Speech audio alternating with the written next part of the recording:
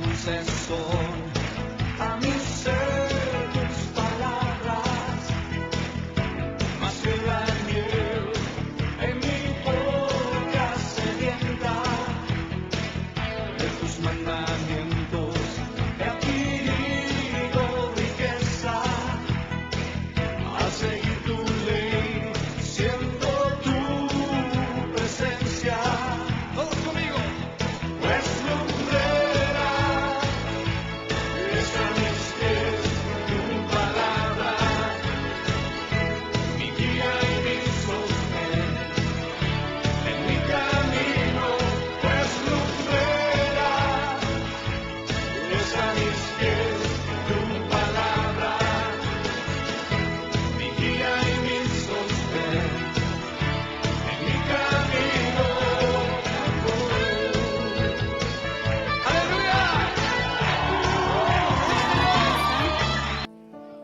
Amén. Gracias al Señor por la oportunidad que Dios nos da una vez más de poder estar en su casa. Le voy a invitar que se ponga de pie, por favor, y vamos a dar comienzo a esta escuela dominical. Le invito que abra su Biblia en el Salmo capítulo 90. Vamos a estar leyendo los versículos 1 y 2.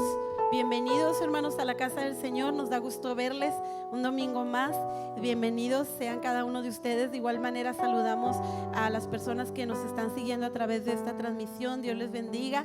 Le invitamos para que abra su corazón y para que la enseñanza de esta mañana venga a edificar nuestras vidas. Salmo capítulo 90, versículos 1 y 2.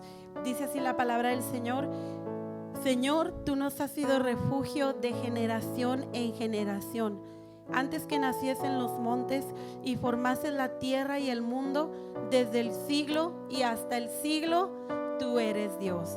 Hasta ahí Dios es nuestro refugio, amén. Dios es nuestro amparo, Dios es nuestro todo. Vamos a agradecerle en esta mañana. Te damos gracias, bendito Dios.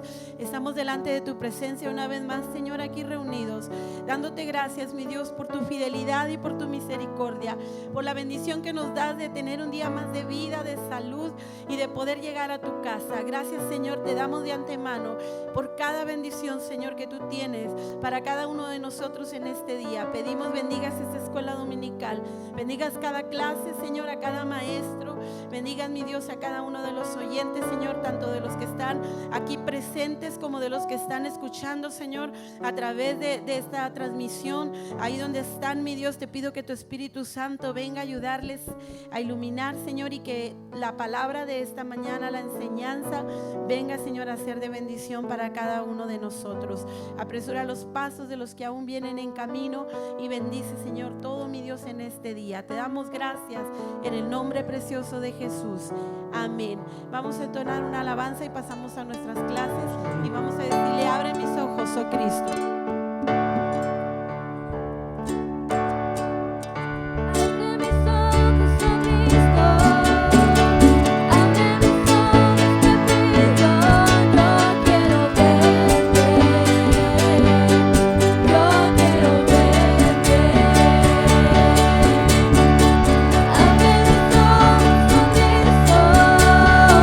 Abre mis ojos, te pido, yo quiero verte.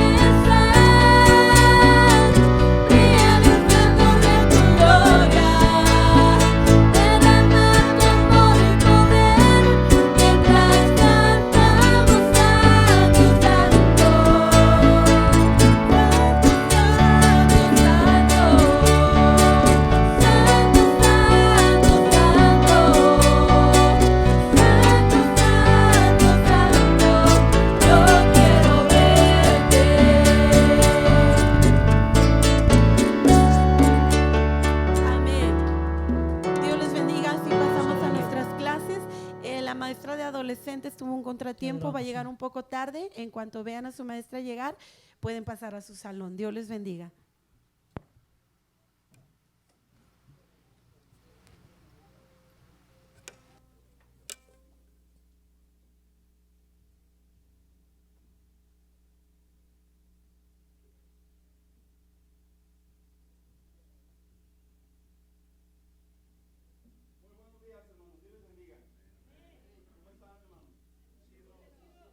Siéntese, por favor, en esta mañana.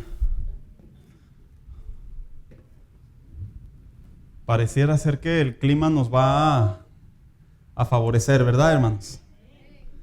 Pues esperemos y ya esos días calurosos poco a poco se vayan acabando. ¿Cómo estuvo su semana, hermano? Bueno, ¿y los demás cómo les fue, hermanos? Pues pasándola, dijo alguien por ahí, ¿verdad? No, hermanos, para nada. Para los hijos de Dios siempre hay una gran bendición cada mañana por el hecho de despertar. Esta mañana, hermanos, pues bienvenidos a la escuela dominical. Hijo, le tienes que bajar al 11, hijo. Gradualmente. Al gain no, hijo, al micro. Ándale, sí. Muy bien, perfecto. Bien, esta mañana, hermanos, mire, ya me cambiaron la diapositiva. ¿Cuál fue la parábola que vimos la semana pasada, hermanos? A ver.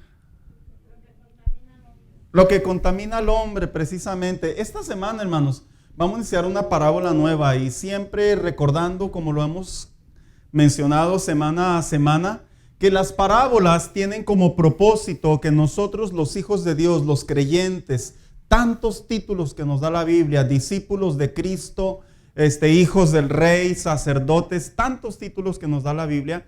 Esta semana vamos a ver un título que, en mi opinión, hermanos, es un título que por mucho tiempo se ha malinterpretado y ha creado una cultura en los creyentes. Le han dado diferentes ángulos, desde la perspectiva latina, desde la perspectiva americana, pero nosotros vamos a ver a la luz de la palabra de Dios cuál es el ángulo correcto que debemos de considerar. ¿Por qué? Porque dijo alguien por ahí que dependiendo como ves las cosas, es como se van a interpretar. Y ayer que andaba aquí yo y Víctor me hizo un comentario que me llamó la atención en la conversación que tuvimos, que venimos a poner la alfombra aquí enfrente. Y me decía, pastor, cuando una bala, ¿qué analogía voy a dar, verdad? Se mueve y 1 centímetro, dice, a distancia esa bala puede cambiar mucho la dirección. En la Biblia sucede igual. Cuando una palabra no tiene la interpretación apropiada, aun cuando parezca que se parece, puede llevar a lo largo de la vida cristiana otra interpretación. Así que la parábola que vamos a estar abordando para esta mañana precisamente es la parábola del servicio a Dios. Dejo en claro, no es la parábola de los talentos, es la parábola del servicio a Dios. ¿Por qué? Porque la parábola de los talentos nos habla de los talentos que tenemos. La parábola del servicio a Dios nos va a hablar de la manera en la que debemos de ver los talentos que Dios nos ha dado para su servicio. Así que le voy a invitar que me acompañe junto conmigo y nos vayamos al Evangelio según San Lucas, capítulo 17, versículo del 7 en adelante. Y cuando lo tenga ahí, me dice amén, dijo alguien por ahí, para dar lectura. Si no lo ve por ahí, mire, lo vamos a poner aquí en la pantalla. Esta parábola, a pesar de que la titulé la parábola del servicio a Dios, que es el título más común que le dan las Biblias de estudio, también le he puesto por título precisamente esclavos de Cristo. Y luego en la parte de abajo dice siervos, ¿a qué dice? A su voluntad. Y antes de dar inicio, yo quisiera preguntar, ¿qué significa para usted la palabra siervo? Nuestro hermano Oscar.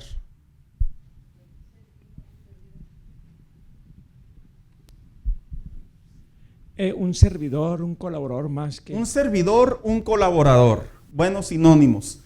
Y si pregunto qué significa para usted la palabra esclavo, no me va a decir mi hermanito menor de cuando estaba chiquito. Por definición es lo mismo porque está dada una autoridad.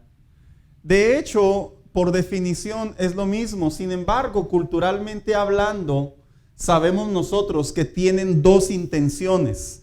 El siervo lo vemos como un colaborador, pero el esclavo, en términos latinos o términos más actuales, lo vemos con alguien que hacemos con él ¿qué? Lo que quiera. Yo recuerdo, hermano, cuando estaba en la escuela, en la secundaria, que había una subasta bien interesante. Yo no sé si usted la vivió.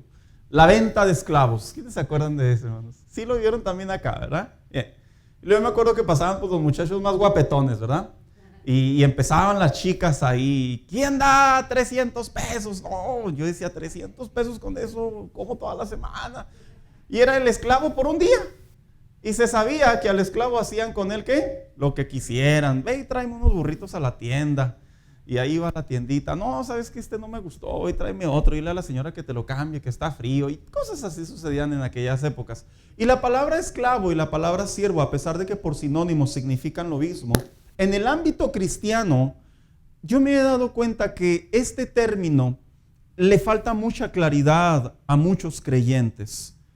Porque este término nos lleva a la Escritura a comprender cuál debe de ser la manera en la que nosotros debemos de vivir en relación a los talentos que hemos recibido de parte de Dios, pero desde la perspectiva siervo. Así que vamos a dar inicio a esta parábola y dice aquí, Lucas 17:7 en adelante. ¿Quién de vosotros, dice, teniendo un siervo, que otras versiones dicen un esclavo, dice que ara o apacienta ganado, al volver del campo, luego le dice, pasa, siéntate a la mesa? No le dice más bien, prepárame la cena, cíñete y sírveme hasta que haya comido y bebido. Después de esto, come y bebe tú. ¿Acaso da gracias al siervo porque hizo lo que se le había mandado? Pienso que no, dijo Jesucristo. Así también vosotros, cuando hayáis hecho todo lo que os ha dicho o ha sido ordenado, decid, siervos inútiles somos, pues lo que deberíamos de hacer, hicimos. Y luego se desencadena esa frase célebre, ¿verdad? Como se escuchaba muchos años atrás cuando la gente oraba y decía, yo soy un siervo inútil, Señor. ¿Cuántos recuerdan eso, hermanos? Oh, un siervo inútil. Y de repente yo reflexionaba, yo me acercaba a las personas y le decía, si eres un siervo inútil, entonces ¿para qué sirves? Algo inútil no sirve, eres útil. Es que yo soy inútil porque la Biblia dice, sí, el castellano lo define como inútil, porque estamos hablando de otra época, pero en la lengua original no le llama inútil. El contexto lo interpreta de otra manera, que lo vamos a ver más adelante si tenemos el tiempo a ello. Así que esta parábola en realidad pareciera ser que es una parábola que Jesús contó, que tiene mucho que ver con dos personas. Una es el amo, el Señor, y la otra es el siervo, el esclavo, el servidor. Y pareciera ser que en los tiempos de Jesús, como previo a ello, existía esto de una manera muy común. Y vamos a dar inicio, dice, precisamente a manera de introducción. Dice, esta parábola encierra una gran enseñanza que está relacionada con el servicio a Dios, pero sobre todo de manera obediente y voluntaria, agregando que una actitud de alegría debe de ser concretada por el hecho de saber que nuestro Señor, que es nuestro amo, nos ha liberado y comprado por medio de su Hijo Jesucristo, a quien le debemos la vida completa. En los tiempos de Jesús los esclavos eran muy comunes, hermanos.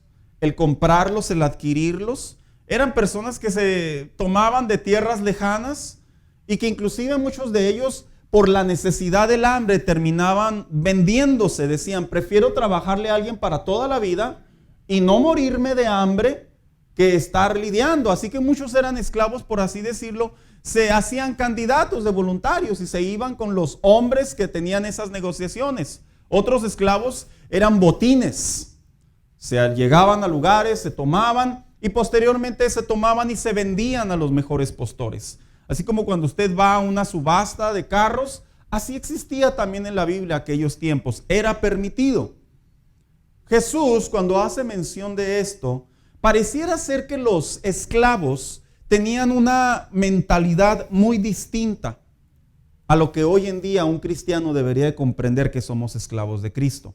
Porque los esclavos, en realidad, cuando eran vendidos o eran comprados, ellos se sentían en muchas de las ocasiones agradecidos, hermanos. ¿Sabe por qué? Porque a partir de ese momento sabían que iban a tener un techo, que iban a tener una casa y que no iban a andar deambulando en la vida. Yo entiendo que en la época actual esto ya no existe o no debe de existir, ¿verdad? Sabemos que sí existe, pero no debe de existir. Pero en los tiempos de Jesús, por la hambruna, por la necesidad y la cultura, era permitido. Y Jesús, cuando se sentó con sus discípulos y las multitudes y empezó a hablar acerca del servicio a Dios, prácticamente Jesús les dio a entender a los discípulos: ustedes, le decía a los discípulos, ustedes son esclavos del Maestro, del Señor, de Jehová, de Dios. ¿Por qué? Porque un esclavo era comprado por dinero. Cuando un esclavo no era comprado por dinero, generalmente servían para entretenimiento. Yo le tengo que dar el contexto de la historia para que nosotros comprendamos bíblicamente de dónde provenimos. Cuando no eran comprados por ser inútiles, porque eran viejos, porque eran débiles, generalmente eran vendidos para el entretenimiento en los circos romanos. Eran vendidos para hacer con ellos lo que le complaciera a la mente perversa y caída del hombre. Así que los esclavos en muchas de las ocasiones estaban agradecidos. Y le dice Jesucristo a sus discípulos: ustedes son esclavos de Cristo, de Jehová, de Dios, de un amo. Ustedes tienen un Señor. ¿Sabe por qué? Porque espiritualmente hablando, hermanos, nosotros estábamos fritos. Nosotros caminábamos sin Dios y sin esperanza. Y la Biblia enseña en Gálatas 5:1, si alguien que vaya viendo los pasajes bíblicos los vaya encontrando, hermano, yo le agradecería mucho para no detenerme.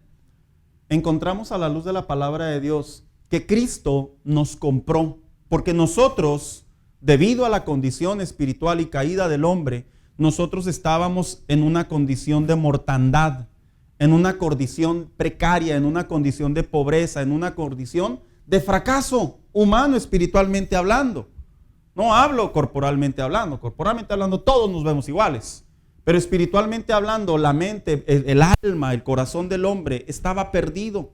Y la Biblia enseña a través de Gálatas 5:1. ¿Quién lo tiene por ahí? Por favor, ¿lo leen? Estad pues firmes en la libertad con que Cristo nos hizo libres, y no estéis otra vez sujetos al yugo de esclavitud. Entonces el apóstol Pablo decía que Cristo nos compró y que ahora nosotros gozábamos de una libertad, pero no de una libertad de hacer placer lo que queramos con nuestra vida, sino de una libertad que antes estábamos atados a una vida corrupta espiritualmente hablando. Así que dice de la siguiente manera en la Biblia: ¿qué es un siervo? En los tiempos de Jesús eran personas que habían sido comprados a un precio o en una transacción. Este estilo de vida era común y legal. El deber de estos siervos era trabajar para quienes los habían comprado, y su manera de vivir era vivir para trabajar, siendo su principal función, la cual debían hacerlo con responsabilidad total, ya que sentían agradecimiento al ser liberados y a cambio tenían vida y alimento para subsistir. Viéndola de una perspectiva, vamos a llamarlo más humana, hermanos, comprar un esclavo en los tiempos de Jesús era un agradecimiento de los esclavos. Ya no voy a andar deambulando. Viéndolo desde la perspectiva espiritual y bíblica, la vida del hombre. Aunque usted me diga: pastor, pero yo tengo mucho dinero en mi cuenta de banco. Usted estaba esclavizado al pecado. Usted me diga: pastor, yo siempre he sido bendecido. A mí, mi familia, nunca nos ha faltado nada así, pero espiritualmente hablando, usted y yo estábamos esclavizados. Aunque usted me diga: pastor, yo soy una persona preparada, yo he hecho logros, pastor, yo tengo un buen hogar, yo soy una persona con una buena actitud, mi vida no le falta nada, pero estábamos esclavizados al pecado. Y cuando viene Cristo, espiritualmente hablando, nos liberta. Y el esclavo en los tiempos de Jesús sentía mucho agradecimiento. Yo creo que la primera actitud de un siervo debe de tener en relación a comprender a la luz de la palabra de Dios qué somos. Somos siervos de Jesucristo. Somos siervos de Dios. Oiga, yo entiendo que esa palabra a veces le queda muy grande a la gente, ¿verdad? En el sentido de que hay un estereotipo. ¿Quién es el siervo de Dios? Siervo. El que se quita el saco y anda tirando a la gente. el que se baja de un buen carro y no tiene necesidad de nada. ¿Quién es un siervo de Dios? El que predica muy bonito. Le digo una cosa, hermano, esos son estereotipos muy perjudiciales a través de la palabra de Dios. Esos no son los estereotipos bíblicos. Porque si usted presta atención, el esclavo no tiene ningún derecho. De hecho, vamos a ver una serie de características como el esclavo, el siervo de Dios, debe de tener una opinión a través de la palabra de Dios y sobre de ella debemos de aprender a vivir conforme a ella. Así que aquí podemos ver, después de que es un siervo, viene la siguiente pregunta. ¿Por qué la Biblia nos llama siervos a nosotros? La razón es porque hemos sido liberados de la esclavitud del pecado, que nos llevaría a la condenación eterna, y fuimos comprados por nuestro Señor Jesucristo. Y ahora tenemos una vida para Él y en Él. 1 Corintios 6:20, por favor. ¿Qué significa esto? Que ya no le pertenecemos al pecado, a la maldad, a Satanás. Ya no estamos esclavizados a la vida corrupta. ¿Y ahora qué? Ahora le pertenecemos a otro Señor, a otro amo. ¿Quién lo tiene por ahí? 1 Corintios 6:20, por favor. ¿Lo tienes, Ana? ¿Lo puedes leer, por favor, Ana?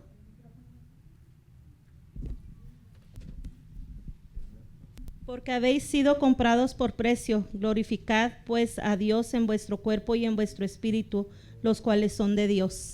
Entonces el apóstol Pablo tenía razón al decir que la vida del hombre tenía un precio. Amén. Y que Cristo pagó ese precio. Unos irán a decir, pero todavía soy esclavo, pastor. Antes era esclavo del pecado, ahora soy esclavo de Cristo. Oiga, hermano mío, hay una gran diferencia. Amén. El ser esclavo del pecado nos lleva a una condenación eterna. El ser esclavo de Cristo nos lleva a una vida celestial de gozo y también a una vida terrenal de bendición. Entonces, a pesar de que bíblicamente el título esclavo o siervo sigue siendo el mismo para el hombre, no debemos de sentir ni mucha inferioridad, pero tampoco debemos de sentir mucha superioridad. Aquellos creyentes, y voy a hablar primero desde la perspectiva exterior, que tienen en conceptos a personas, hombres, mujeres, que son intocables. Es el siervo de Dios. Espérate, somos pedazos de carne y hueso con un cacho de pescuezo, todos. Yo no digo con esto que no debemos de someternos a una autoridad, no digo con esto porque no hay que irnos en el viaje, hay que respetar, hay que honrar, así como los padres honran a los hijos, los hijos honran a los padres, de la misma manera hay que honrar a nuestros líderes, a nuestros pastores, a los ancianos, pero no caer en la falta de equilibrio, de creer que son personas que casi ni me puedo acercar a hablar con ellos porque emanan tanta sabiduría que yo soy casi María Magdalena, ¿verdad? Enfrente de ellos. Pero tampoco podemos caer en el equilibrio, perder el equilibrio en donde decir, ay hermanito, yo soy un siervo de Dios y casi les tiran la mano. No se haga cucaracha, por favor, perdone la palabra. Usted es un siervo de Dios. Porque mire, algo que vamos a ver más adelante es que la palabra siervo de Dios aplica para todos los creyentes. Desconozco en qué punto se adoctrina a la gente que no todos son siervos de Dios. Bíblicamente, detrás de todos los títulos que la Biblia nos da, todos somos siervos de Dios. Hay que reconocer. Hay siervos de Dios que sí reflejan esos rasgos. Y hay otros que parecen juniors, ¿verdad? Sienten que se lo merecen todo, ¿verdad? No, pues son esclavos muy fifirusfos, ¿verdad? Dijo alguien por ahí.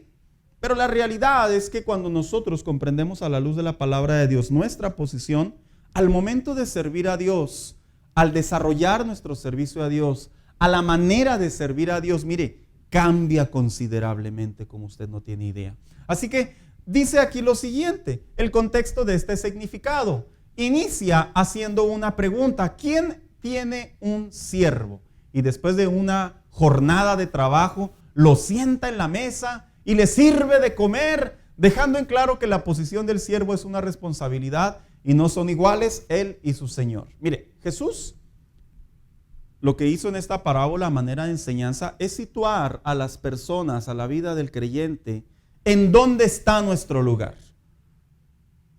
Hay personas que sirven a Dios por conveniencias, por alarde, sirven a Dios por obligación. Así como cuando traemos de repente a los hijos a la iglesia a fuerzas, ¿verdad? Hay otros creyentes que también dentro de la iglesia, hermanos, sirven a Dios por obligación. No, pues es que si no sirvo a Dios, todos me van a ver allá, que yo soy el flojo. No, pues voy a ponerme a hacer algo. Oiga, qué mentalidad tan más equívoca. Es como el padre, ¿verdad? Que dice, no, pues tengo que ir a trabajar, tengo 3 hijos. Pues ¿quién lo mandó? ¿Quién lo mandó? Usted solito fue, quiso 3 hijos, 4 hijos, 5 hijos, y le quiere seguir dando, pues chambele duro. Y cuando se le caiga una gota de sudor, diga, esta va a la salud de mi hijo el más pequeño. Pero no pensar y decir, pues sí, no puedo irme porque mi hijo come como si ve el refri y lo vacía, come como si me odiara. Hermanos, nadie está en la vida a fuerzas. Y de la misma manera el servicio a Dios, bajo el contexto que Cristo enseñaba, quería dejarle en claro a la sociedad que al momento de servir a Dios hay un amo y al momento de servir a Dios hay un siervo. En otras palabras, todo lo que hacemos para Dios, nosotros, los siervos de Dios, todo lo que hacemos para Dios, la realidad bíblica es que no merecemos ninguna compensación. ¿Sabe por qué? Porque ya la recibimos. Fuimos salvos, fuimos comprados, nos rescató. Ya me imagino un siervo en los tiempos de Jesús diciéndole al patrón, ¿verdad? Al amo. Oye, es que trabajé de gallo a grillo, de perdiz, pásame una coca. Lo va a ver el amo y le va a decir, te rescaté la vida, ingrato. Y qué curioso, porque esto se lleva a la vida cristiana en la actualidad. Y a veces el servir a Dios se convierte en una carga para muchos. Se convierte en una especie de obligación moral o obligación doctrinal, ¿verdad? Hermano, no quiere hacer algo a la iglesia. ¿Por qué? Pues que no está haciendo nada. No, pues si no está haciendo nada es porque no quiere hacer nada. Se le tiene que enseñar que servimos a Dios por amor, que servimos a Dios por gratitud, que servimos a Dios porque nos salvó. Sin embargo, no podemos obligar a las personas a servir a Dios. Así de simple. Y Jesús dejaba en claro a través de esta parábola que el siervo jamás le va a decir, el Señor, el amo jamás le va a decir a su siervo, qué bárbaro, trabajaste como nunca, siéntate tú primero a comer. No, la cultura era que primero se sentaba el patrón y después de que el patrón comía, se levantaba el patrón y decía, ahora sí, vénganse muchachos. Ya llegaban los esclavos a lo que quedaba, ¿verdad? O a la segunda parte. Y Jesús deja en claro aquí que el siervo jamás debe de sentir ni a la par, pero tampoco superioridad de su Señor. Y dice aquí, seguimos leyendo, y dice, esta manera de vivir no debe de ser confundida al ser llamado hijos de Dios. Nuestro deber al servir a Dios debe de ser como un siervo, porque así también somos llamados. 1 Corintios 4:1, por favor. Miren, hermanos, muchos dicen, es que yo soy un hijo de un rey. ¿Sí los has escuchado, hermanos? Y uno dice, bárbaro, no, pues qué bien. Sí, bíblicamente el Señor es Él es el rey, nosotros somos príncipes a través de la palabra de Dios. Es que yo soy un real sacerdocio. Sí, también la Biblia dice que somos real sacerdocio. Es que yo vengo de una nación santa. Sí, también venimos de una nación santa. Pero otro de los títulos que la Biblia nos asigna a los hijos de Dios, que debemos de aprender acorde a las parábolas y a las enseñanzas de Jesús, es que también somos siervos. Es como cuando usted, ahorita lo lee por favor la que lo va a leer. Es como cuando usted de repente va a trabajar a la oficina, a la empresa, al negocio. ¿Y cómo se va, hermano? Pues bien vestido, ¿verdad? Implacable, así, que lo vean. ¿Cuál es el patrón? No, pues ni se pregunta, mira, ahí va caminando. Pero cuando se va a la tienda, cuando se va a echar mecánica, sigue con corbata y con saco. ¿No, verdad? Nos transformamos en ¿qué?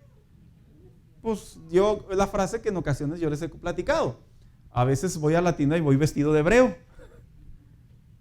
Y de repente alguien me puede ver en la tienda y decir, el pastor, así como anda, pues sí, hermano, ¿cómo quiere que ande así todos los días? ¿O qué? No, pues calmado, no se puede.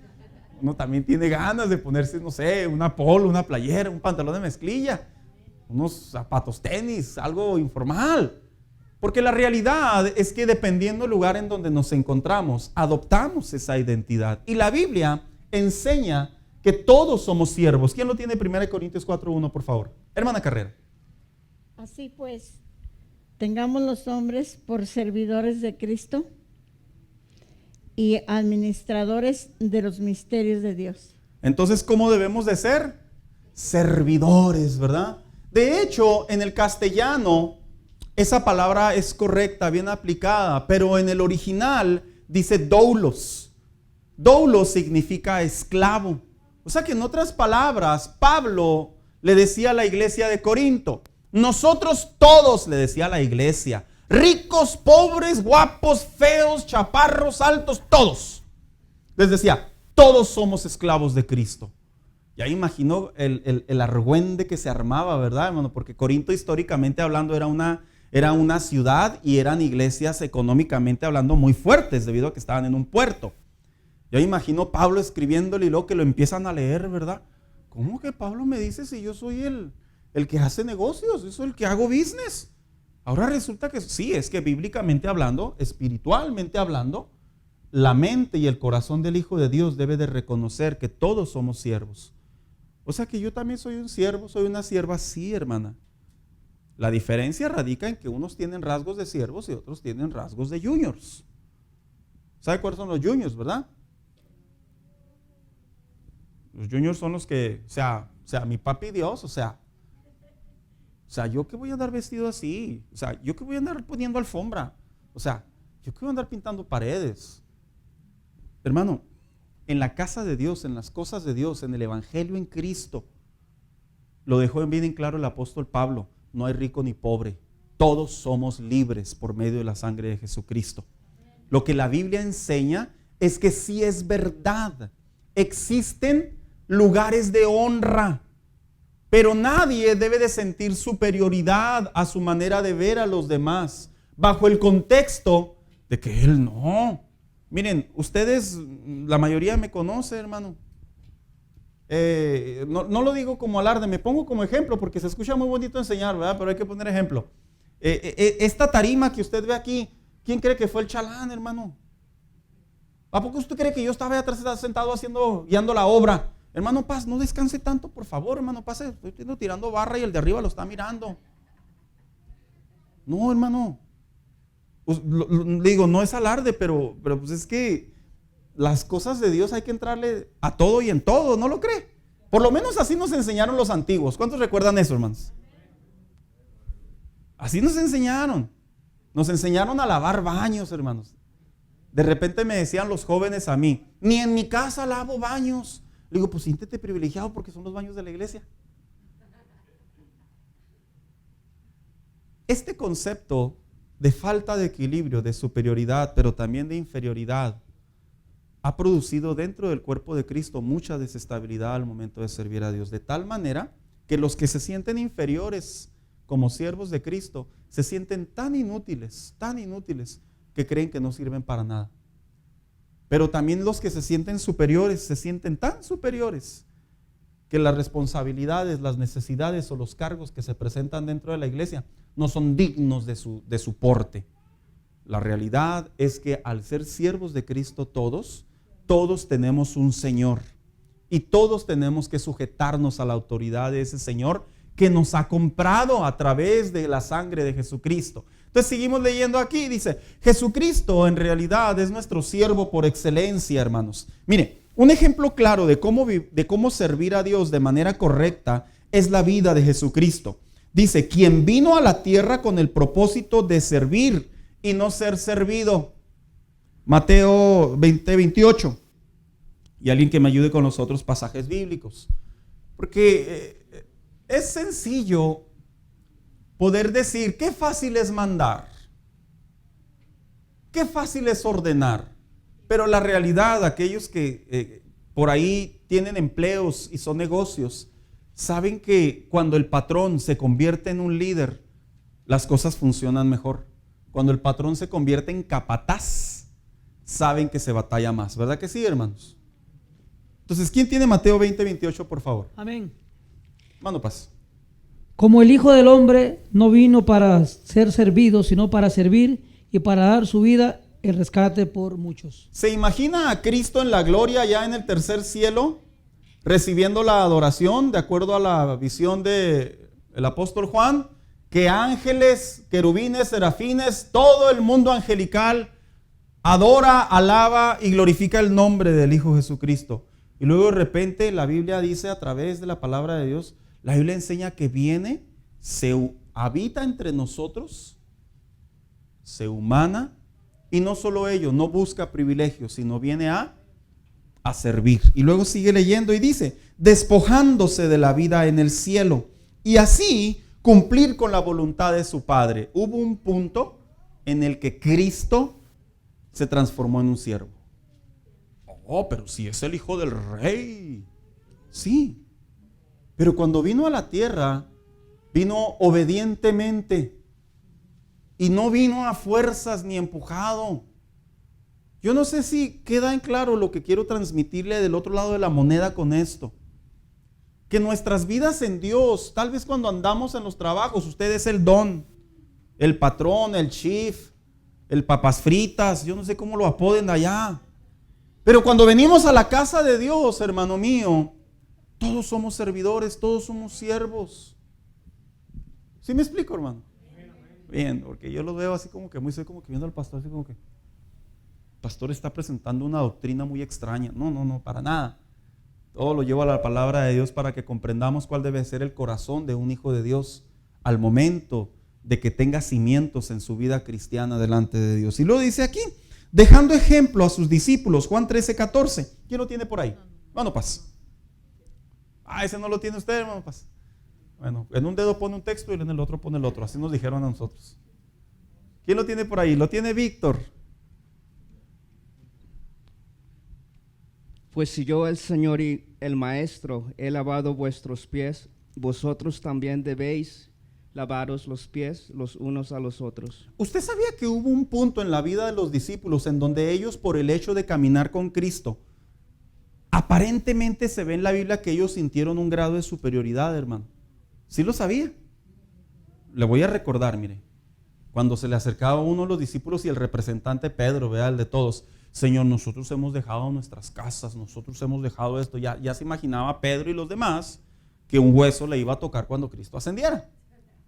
Cuando llega aquella mujer y le dice, Maestro, haz que mi hijo esté a tu derecha y que mi otro hijo esté a tu izquierda. ¿Sí recuerdan esa escena, hermano, esa historia?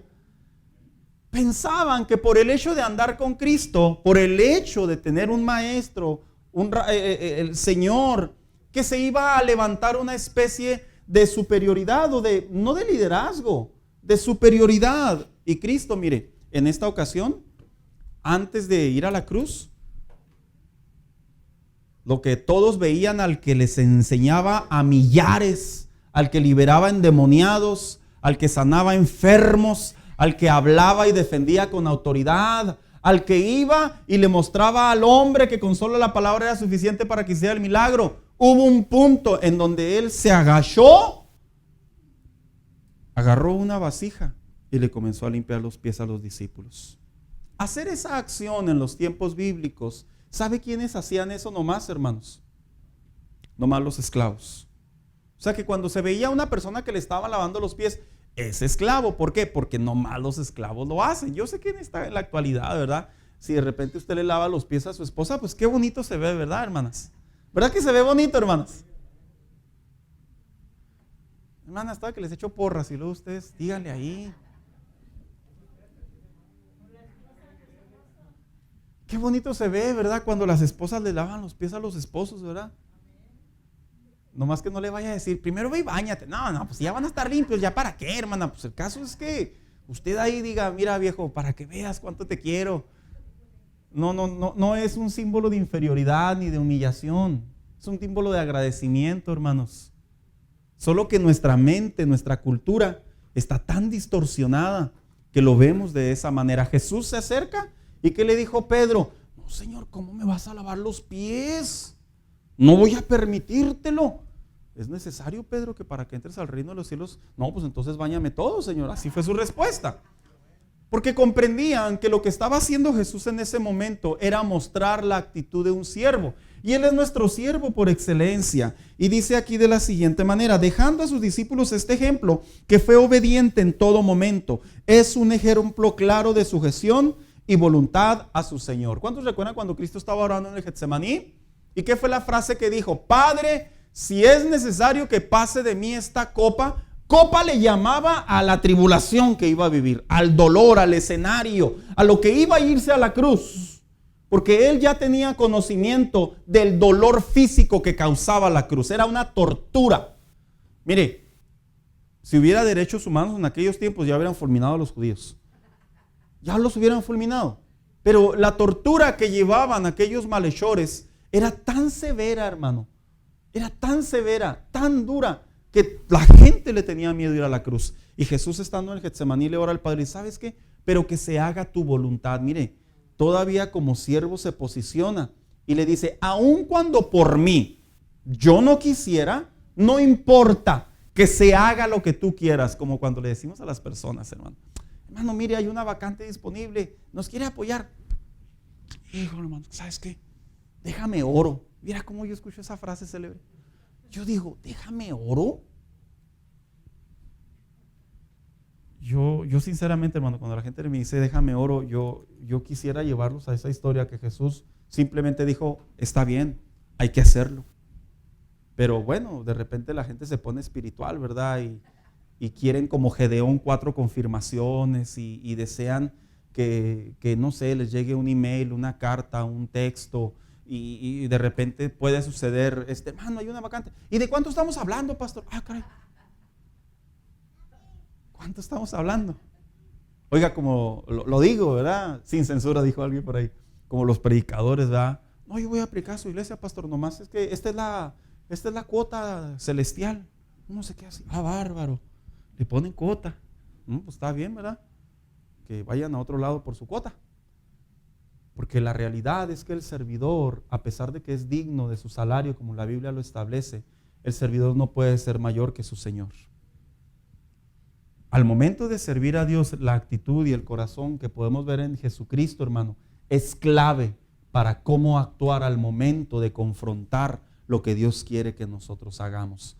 Vengo a servir, no vengo a ser servido. Vengo a hacer tu voluntad, Señor. No vengo a hacer mi voluntad.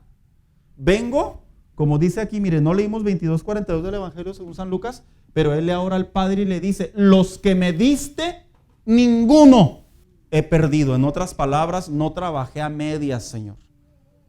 Hice todo lo que me pediste. Y luego sigue diciendo, ¿cuáles son las características de un siervo malo? Primero vamos a ver las características de un siervo malo, porque si hay siervos malos, hermanos, ¿verdad? Y no meramente los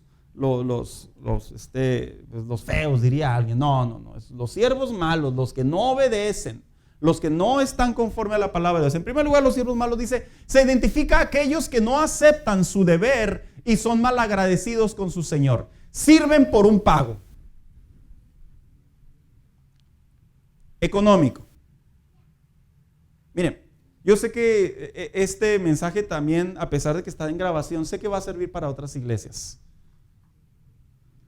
Es interesante cómo las personas tienen una mentalidad que cuando van a hacer un trabajo de manera exterior, los motiva el dinero a ir a trabajar. Pero cuando se trata de hacer algo dentro de la casa de Dios, en cualquier área, hermano, cualquiera, en donde va a representar tiempo y sudor, mire, se quedan así como que no se van a ponerle al Winnie Pooh, no se van a mochar. O sea, ¿es pro bono o qué? Pues claro, no es pro bono, también tienes razón. Es por agradecimiento, porque ya nos compró, ya nos salvó. Pero la cultura del siervo malo, de acuerdo a Juan 10:13, enseña que cuando llegan los lobos y el pastor asalariado ve la situación, dice, no, pues que se coman la ovejita, que me coman a mí, pues que se coman la ovejita. Después otra característica, otro rasgo del siervo malo, es el que no trabaja, pero opina mucho. Oiga, anda de malas, pastor. No, ando muy bien, hermano, en serio. Lo que pasa es que sí es cierto. El siervo malo se caracteriza porque son personas que hacen poco o no hacen nada, pero viera cómo son buenos para dar ideas después de que se hacen los trabajos. Buenísimos. Ese es un siervo malo. ¿Por qué siervo malo? Porque el buen siervo, ahorita vamos a verlo más adelante, el buen siervo se queda callado y simplemente sigue adelante. Todo es para mi Señor. ¿Y quién tiene por ahí 2 de Tesalonicenses 3:11? Porque el apóstol Pablo lo enfrentó a la iglesia de Tesalónica. En otras palabras, esto no es nuevo. No crea que porque ya vivimos en el siglo XXI los cristianos también perdidos, como algunos lo interpretan. No, esto no es novedad. Ana. Porque oímos que algunos de entre vosotros andan desordenadamente, no trabajando en nada, sino entreteniéndose en lo ajeno. O sea, en otras palabras, ni le echan ganas en la obra del Señor, pero ahí andan. A ver, ¿quién puso esto? Diría alguien. Lo puso el pastor. No, sí está bien bonito. Pero dirían, ¿quién puso esto? No, pues lo puso el hermano. No, yo lo hubiera puesto mejor. ¿Y por qué no se apuntó? Hermano, dirían ahí. Hablan mucho, pero aportan poco. Otro siervo malo es el que es negligente en su servicio. Proverbios 18:9. ¿Qué significa la palabra negligente? A ver, hermanos, ¿qué significa la palabra negligente para usted? Sin cuidado es una buena definición. ¿Quién tiene Proverbios 18:9? Dijo un hermano, vea, pues es para el Señor, hombre. Él conoce mi corazón. Él sabe que lo hago de la mejor manera. Ya me imagino llegar al trabajo y luego que le digan, levánteme esa pared. Y luego que usted, sí o no, ahorita yo se la levanto. Y luego después de 5 horas llega el patrón. Oye, si esa no es pared, esa es curva. Pero la hice con todo mi corazón. La hice, mira cómo andaba inspirado. No, el siervo malo es descuidado, no presta atención. ¿Quién lo tiene por ahí, Proverbios 18:9? Amén. Ana. También el que es negligente en su trabajo es hermano del hombre disipador. En otras palabras, el siervo malo es el que no pone atención. Puede haber muchas personas que sirven a Dios dentro de la iglesia, hermanos, pero lo hacen con unas ganas. ¿Sabe qué hablo, verdad? Que uno de repente puede decir, es para el Señor, hermano. Es la mejor manera que lo debemos de hacer. Otra característica del siervo malo es el que tiene miedo a servir. Ese también es un siervo malo. El que tiene miedo a servir. Es que no voy a poder. La Biblia no te llama solo miedoso. La Biblia también te llama malo. Es que es mucho. Es que yo siento que todavía me falta preparación. ¿Usted cree que todos estamos debidamente preparados, hermanos? La hermana Carrera ya le echó más, ya lo detalló más. Sí, de hecho, hermana Carrera, yo en mi caminar cristiano, no como pastor, como caminar cristiano, he conversado y he visto historias de personas que no sirven a Dios porque sus papás les dicen que no, porque sus esposos o esposas les dicen que no, porque el hermano que estaba por ahí le dijo, hermano, te tengo en la mira y como tú siempre la riegas, ni te metas mejor. Esos son siervos miedosos, pero se transforman en siervos malos. Posteriormente viene el que no es fiel en su deber. ¿Qué significa el que no es fiel? Vaya, el que no está completo, ¿verdad? El inconstante. Ya no es el negligente, ahora es el inconstante. El inconstante es el que pasa por sus temporaditas, ¿verdad? De que le echa mucho power y luego de repente ya anda con el pico caído, ¿verdad? Hermano, acuérdate, cuando arrancaste todo iba bien. Sí, pero ya, hombre, ya para qué, ya tú no, ya ves, la gente hace lo que quiera. Ya se les acaba el power, ¿verdad? Es la gente inconstante. O otras variantes también puede aplicar. El que es irresponsable y también injusto. Ese también es un siervo malo, hermanos. Ahora vamos a ver lo que es un siervo bueno, porque ya pareciera ser que ya, ¿verdad? Ya vimos mucha maldad, dijo alguien por ahí. Ahora vamos a ver qué es un siervo bueno. Este se identifica a aquellos que sí aceptan su deber y son agradecidos con su Señor. En primer lugar, ¿sabe que ahí me faltaron esos 3 textos? Los traigo para la siguiente semana. Es el que sirve a Dios y no como una obligación. ¿Qué es una obligación, hermanos? Lo tienes que hacer, te guste o no te guste. A ver, yo voy a hacer una pregunta. ¿A Dios se sirve por responsabilidad o por amor, o se sirve por obligación. Pero qué interesante es, ¿verdad, hermanos? Que al final del día dijo alguien, los dos terminan trabajando. El que al que sirve a Dios por amor, como el que sirve a Dios por obligación, ambos pueden llegar al mismo lugar, sí.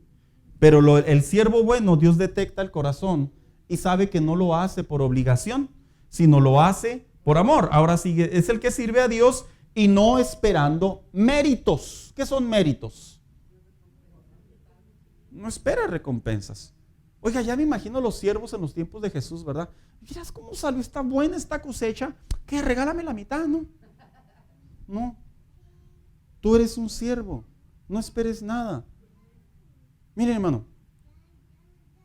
Yo entiendo que es bueno motivar a las personas, porque muchos irán a decir, no, pues ahí uno sirve a Dios y ni nada. No, ustedes mejor que yo lo conocen, ¿verdad? No. Vamos a poner las cosas en su lugar. Se refiere a la actitud del corazón. Yo no debo de esperar méritos. Yo no debo de esperar méritos. A mí me llama mucho la atención cuando hace poco vi una historia de una mujer, una policía, que logró detectar, esto pasó creo que en California, un señor, esos que andan en sus sillas eléctricas, obviamente porque el señor no camina. El señor se quedó atorado, iba a cruzar las vías del tren y se quedó atorado, hermanos, en una de las vías del tren. La cámara corporal del policía la detectó, de la mujer. Y la señora detectó, la policía, que el hombre no podía y en eso venía el tren. Literalmente ella se bajó de la patrulla y se veía en su cámara cómo quería jalar la silla y no podía. Tengo entendido que pesan mucho, hermanos. Así que se vio la necesidad de sacar una navaja, cortar y arrastrar al señor. Y se ve en el momento preciso cuando, lógicamente, la mujer lo alcanza, la mujer policía lo alcanza a sacar. Esa nota se hizo nacional. Entrevistaron a la policía y le dijeron, ¿verdad? Pues obviamente intentando incentivarla. Y ella dijo, lo único que hice fue cumplir con mi deber. Es todo. Para eso me enlisté en esta profesión. Para proteger, para servir. Y es interesante, hermano, cómo la mentalidad de los policías, en muchos de ellos sí es apropiada y sí es correcta. Ellos están para proteger y si de ser necesario dar su vida por algún desconocido, la terminan dando. ¿Por qué? Porque para eso se enlistan. El siervo de Dios, nosotros no esperamos méritos, hermanos. Qué bueno, ¿verdad? Si nos bendicen, si nos compensan, si nos incentivan, pero la realidad es que en nuestro corazón, de manera interna, no debemos de esperar méritos, porque el mayor mérito ya lo tenemos y es la salvación.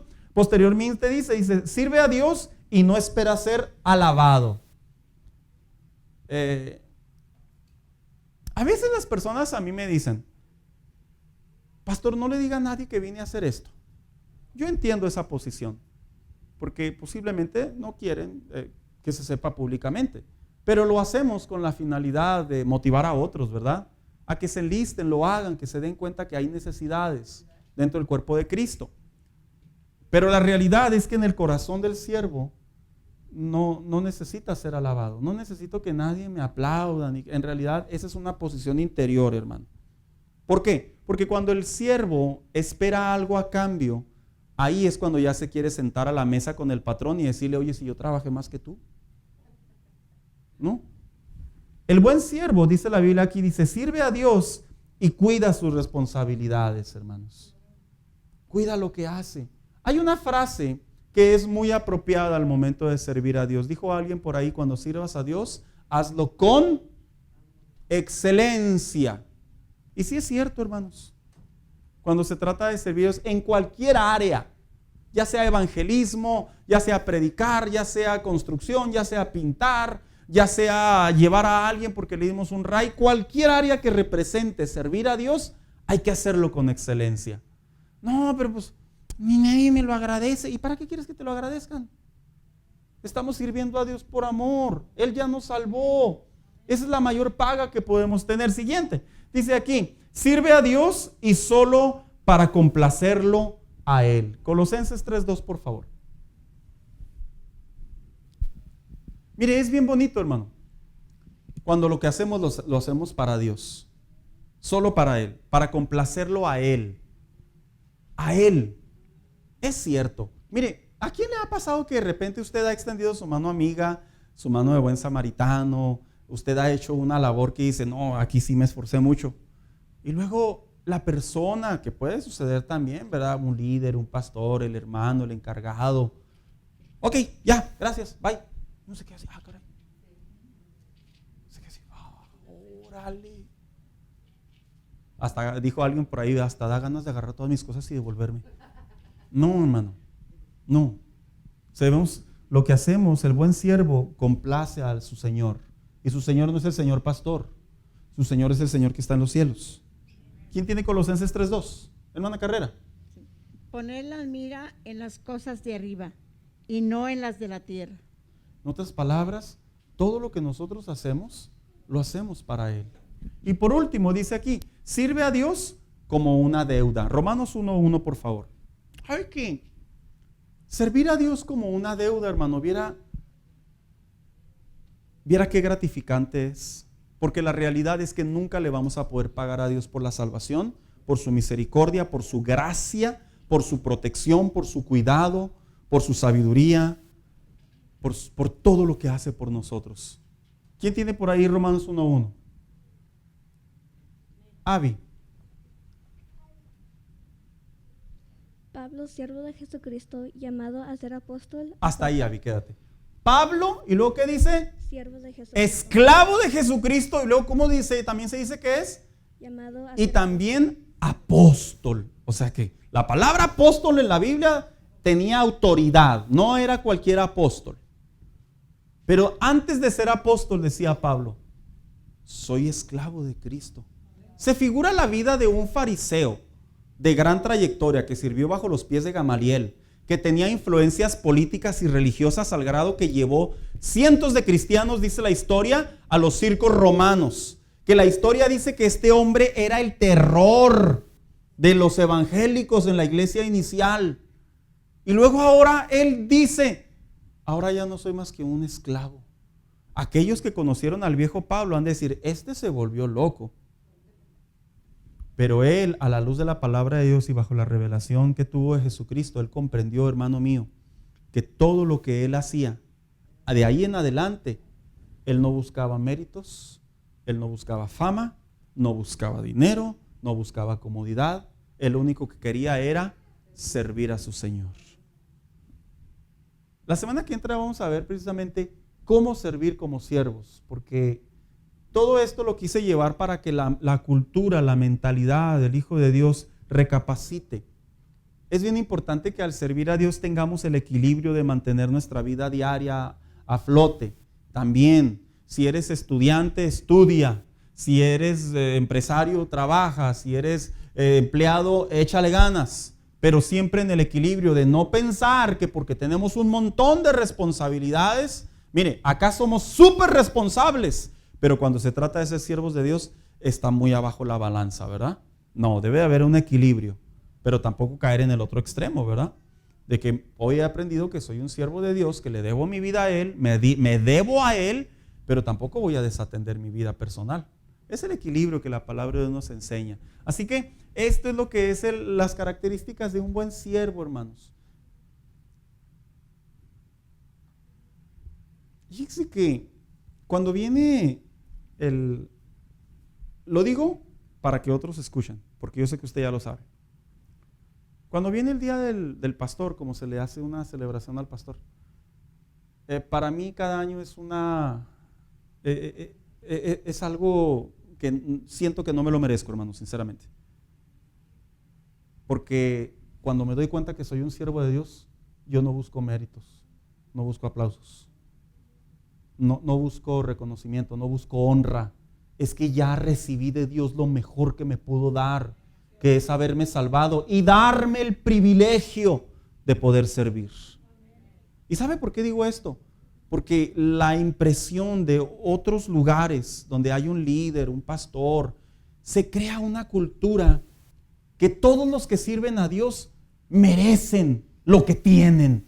La realidad es que no lo merecemos, hermano. En su gracia infinita y misericordia, Él nos da la vida, nos da la salud. Como vamos a ver más adelante la semana que entra, las bienaventuranzas de ser siervo. Sí hay bienaventuranzas a los que son siervos, y no a los pastores y predicadores y maestros, no. A los que inclusive no tienen un título en la iglesia, pero por sus rasgos de siervos, mire, Dios los protege, Dios cumple sus promesas, Dios les provee. Ahí lo vamos a ver la semana que entra. Póngase de pie en esta mañana. Vamos a dar gracias a Dios.